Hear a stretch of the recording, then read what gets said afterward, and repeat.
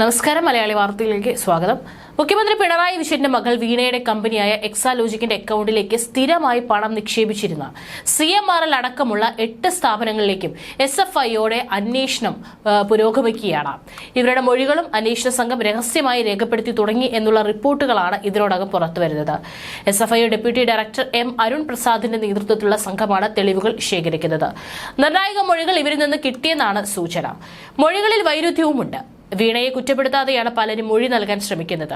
അതിനിടെ കരിമണൽ സംസ്കരണ കമ്പനിയായ CMRLന്റെ 2010 മുതലുള്ള ആദായ നികുതി രേഖകൾ SFI ശേഖരിച്ചു. കമ്പനിയുടെ ആലുവയിലെ ഓഫീസിൽ നടത്തിയ പരിശോധനയിൽ കണ്ടെത്തിയ രേഖകളിലെ 14 കോടി രൂപയുടെ കൈമാറ്റം ആദായ നികുതി വകുപ്പ് ഇന്ററിം സെറ്റിൽമെന്റ് ബോർഡിന് മുൻപാകെ സമർപ്പിച്ച രേഖകളിൽ ഉൾപ്പെട്ടിട്ടില്ല. ഈ 14 കോടി ആർക്ക് കൊടുത്തു, എന്തിനു കൊടുത്തു എന്ന് CMRL വ്യക്തമാക്കേണ്ടി വരും. ഇത് മാസപ്പടിയായിരുന്നു എന്നാണ് അന്വേഷിക്കുന്നത്. അതിവേഗ റിപ്പോർട്ട് തയ്യാറാക്കാനാണ് അരുൺ പ്രസാദിന്റെ തീരുമാനം. അതിനുശേഷം CBI അന്വേഷണം ശുപാർശ ചെയ്യാനാണ് സാധ്യത. മുഖ്യമന്ത്രിയുടെ മകളുമായി സാമ്പത്തിക ഇടപാട് നടത്തിയതിന് അന്വേഷണം നേരിടുന്ന CMRL കമ്പനിയിൽ നിന്ന് സർക്കാർ സ്ഥാപനമായ Kerala minerals and metals synthetic rutile വാങ്ങിയിട്ടുണ്ടെന്ന് മന്ത്രി P. രാജീവ് നിയമസഭയിൽ സമ്മതിച്ചു. CMRL നിന്ന് KMML സിന്തറ്റിക് റൂട്ടെയിൽ വാങ്ങുന്നുണ്ടോ എന്ന് കഴിഞ്ഞ 30-ന് CR മഹേഷിന്റെ ചോദ്യത്തിന് വാങ്ങുന്നില്ല എന്നായിരുന്നു മന്ത്രിയുടെ മറുപടി.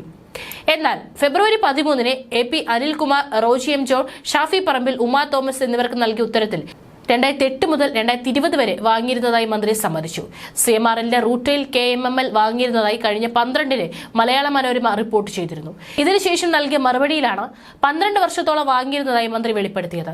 തോട്ടപ്പള്ളിയിൽ നിന്ന് വാരിയ ധാതുമണൽ ഇന്ത്യയുടെ റെയർ എർത്ത് CMRLന് നൽകിയിരുന്നുവെന്നും CMRL സിന്തറ്റിക് റൂട്ടെയിൽ പൊതുമേഖലാ സ്ഥാപനമായ KMMLന് നൽകിയിരുന്നുവെന്നും GST E-way ബില്ലുകൾ ഉദ്ധരിച്ചാണ് മനോരമ റിപ്പോർട്ട് ചെയ്തിരുന്നത്.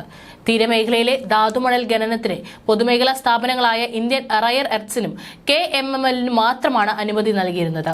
പൊതുമേഖലാ സ്ഥാപനങ്ങളെ മുന്നിൽ നിർത്തി CMRL ധാതുമണൽ സംഘടിപ്പിച്ചിരുന്നുവെന്നും ഇവരുടെ ഉൽപ്പന്നമായ സിന്തറ്റിക് റൂട്ടെയിൽ പൊതുമേഖലാ സ്ഥാപനമായ KMMLന് വർഷങ്ങളോളം വിൽപ്പന നടത്തിയിരുന്നുവെന്നാണ് വ്യക്തമാകുന്നത്.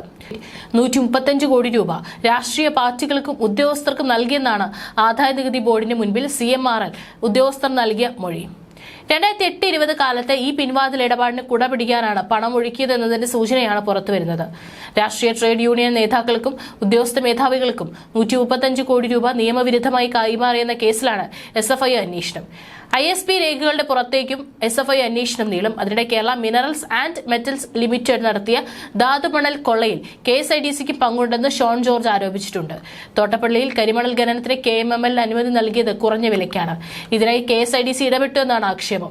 ഇതും SFI പരിശോധിക്കും. തീരമേഖലയിലെ ധാതുമണൽ ഖനനത്തിന് പൊതുമേഖലാ സ്ഥാപനങ്ങളായ ഇന്ത്യൻ റയർ എർത്ത്സിനും KMMLനും മാത്രമാണ് അനുമതി നൽകിയിരുന്നത്.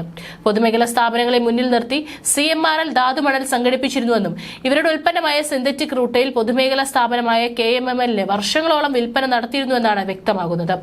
135 കോടി രൂപ രാഷ്ട്രീയ പാർട്ടികൾക്കും ഉദ്യോഗസ്ഥർക്കും നൽകിയെന്നാണ് ആദായ നികുതി ബോർഡിന് മുൻപിൽ CMRL ഉദ്യോഗസ്ഥർ നൽകിയ മൊഴി.